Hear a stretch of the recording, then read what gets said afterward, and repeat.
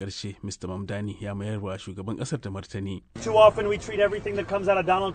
Ya ce a lokuta da dama muna ganin duk kalaman da Donald Trump ya furta a matsayin doka, don dai shi ne yake furta su. Yanzu lokaci yayi da za mu tunkari azzalumai da ke yin irin wannan barazanar.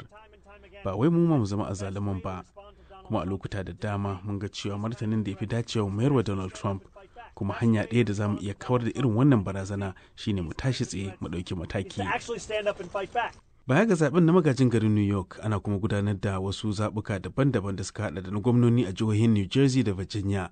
Amma a halin yanzu hankali ya fi karkata kan yadda al'amura za su kasance a zaben na New York da za a gudanar a yau.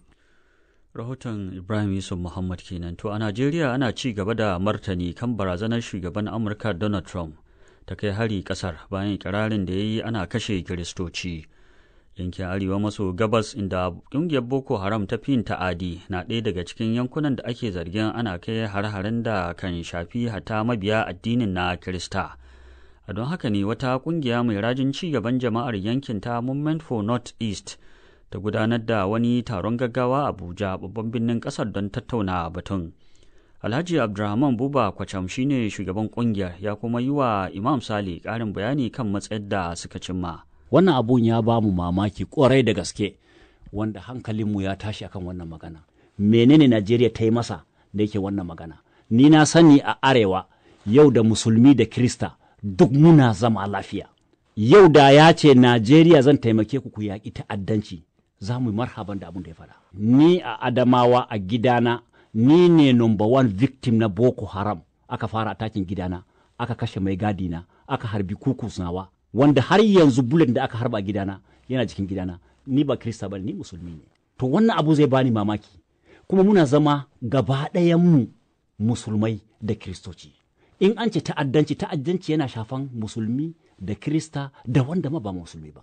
Amma abun da ya ba mu mamaki, yau in Trump yana so ya yaƙi arewacin Najeriya kuma yaƙi Najeriya, yana yaƙanta ne da wani manufa daban, amma ba da manufan ta'addanci ba. Ku yanzu wannan kungiya ta ku me take so a yi? Ƙungiyar nan ta yi Allah wadai da abun da shugaban Amerika ya faɗa. Kuma in muna kira ga Kiristocin arewa da musulman arewa da ma wanda bai da addini mu kai hankalinmu nesa. Ana fama da Boko Haram ba a ƙare ba, wanda ba musulmi ba Kirista suna kashewa. Ana fama da bandits ba mu ƙare ba, wanda ba musulmi ba Kirista ana kashewa. Ina kira ga mu guji fa abun da zai kawo mana tashin hankali. Idan ana magana kaman addini ana kashe Kiristoci a Najeriya, matan shugaban ƙasa na Najeriya Kirista ce, sakataren gwamnatin tarayya na Najeriya Kirista ce, shugaban tsaro na DSS Kirista ne, shugaban 'yan sanda na Najeriya Kirista ne, shugaban hafsan sojojin da aka cire Kirista ne, hafsan sojoji na yanzu Kirista ne, shugaban majalisar tarayya na Najeriya Senate President Kirista ne. Tsakani da Allah, in mutum yana da hankali ya zo da tunani, duk waɗannan Kiristoci ana kashe Kiristoci a Najeriya, ba za su kare Kirista ba. Amma abin da wasu suke cewa shine shi shugaba Trump ba wai ya ce zai kawo hari wa Najeriya ba ne. Ya ce zai kai hari ne ga masu ɗauke da makaman nan da suke kai hare-hare suna kashe Kiristoci.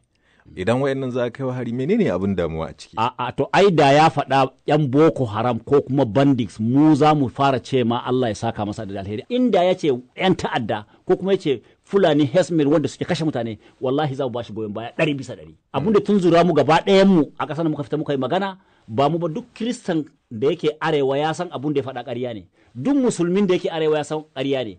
Amma in an ce bandits ne ko kuma an ce Boko Haram ne ko kuma aka ce wa'insu kidnappers ne, wannan general babu kabila wanda babu wannan a cikinsu. Yanzu tun da an kai wannan mataki, yanzu shi shugaba Bola Tinubu me kuke so ya yi? Maslaha gwamnatin Najeriya ta tashi da je ta faɗakar da su fa abun da ake faɗan nan ƙarya ne, abun da ake faɗan nan ba daidai ba ne, ga yadda abun da yake, abun da yana shafan kowa ne, ta'addanci ne. Amma in Amerika za ta zo ta taimaki Najeriya akan yakan wa'annan, alhamdulillahi, wannan kuma an ɗauki hanya ne wanda ana son zama lafiya dama.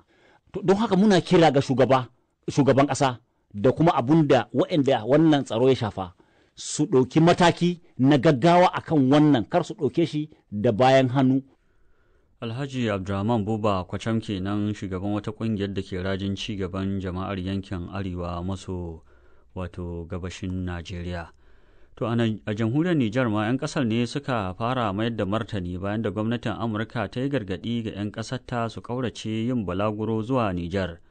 Wannan gargaɗi na zuwa ne 'yan kwanaki bayan sace wani Ba'amurke a Yamai babban birnin Nijar. Tuni dai wannan mataki ya so mu haifar da muhawara inda wasu ke zargin Amurka da neman tayar da hankalin al'ummar Nijar da ma ƙasashen AES baki ɗaya. Ga rahoton Cima Ila Isufu. Gwamnatin Amurka ta fitar da gargaɗin tafiye-tafiyen ne inda ta buƙaci 'yan ƙasar da su guji duk wani bulaguro zuwa Nijar saboda ƙaruwar haɗurran da ke da alaƙa da rashin tsaro da hare-hare da kuma sace-sacen mutane. A cikin wata sanarwa a hukumance, ma'aikatar harkokin wajen Amurka ta jaddada matuƙar wajibcin ƙauracewa ƙasar tare da yin la'akari da cewa an takaita ayyukan ofishin jakadancin a wajen birnin Yamai saboda yanayin tsaro. Matakin da Cinga Calimbo, wani ɗan fafutukar dimokuraɗiyya a ƙasar, ke ganin na da nasaba da taɓarɓarewa al'amuran tsaron ƙasa.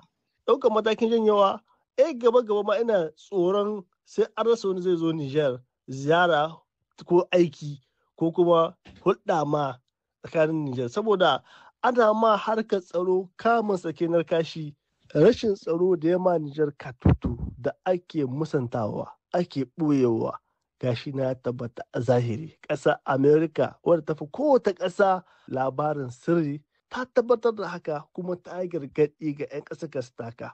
Sanarwar ta kuma bayyana cewa yanzu haka an baiwa iyalan ma'aikatan gwamnatin Amurka izinin ficewa daga Nijar ken yayin da ma'aikatan da suka rage a ƙasar ke fuskantar tsauraran matakan tsaro da suka hada da amfani da motoci masu sulke. Sai dai Bana Ibrahim dan fafutukar farar hula da ke goyon bayan majalisar mulkin sojan ta CNSP na ganin wata makarkashiya ce Amurka ke neman kitsawa a ƙasashen yammacin Afirka. A zo ga ƙasar Nijar. Ai kwanakin baya bisa kan Mali sun ka huddo takarda kuma shekaran jiya sun huddo wata bisa kan kasar Najeriya ya nuna cewa ana kashe Kiristoci idan ba a daina ba za su turo dakarunsu. To wannan abu shi ke nuna cewa abin da suke so shine su samu hanya ta dawowa a cikin yankunanmu bayan da mun ka kori dakarunsu.